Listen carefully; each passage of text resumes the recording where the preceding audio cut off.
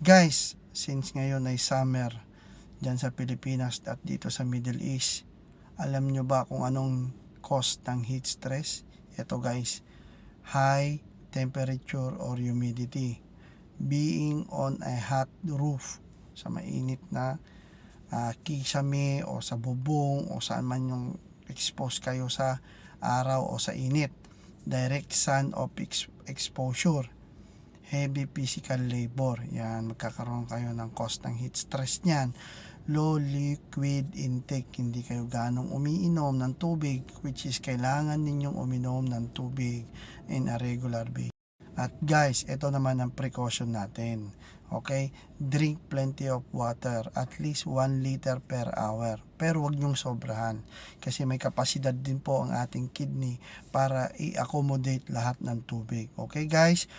Ang sobra, ganon ay mali din po. Okay guys? At ngayon po, kayo po ay naglalakad. Ayan nyo na. Kailangan nyong magkaroon ng frequency rest or pagpapahinga. Kung kayo po ay naglalakad o namamasyal o nasa labas ng bahay, kailangan nyong pumunta sa mga masisilong na lugar. At least magpahinga lang kayo.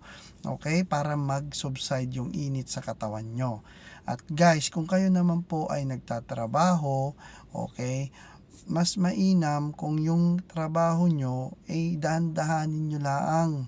Okay? Para hindi kayo mag-generate ng sobrang init sa katawan o may stress yung katawan ninyo.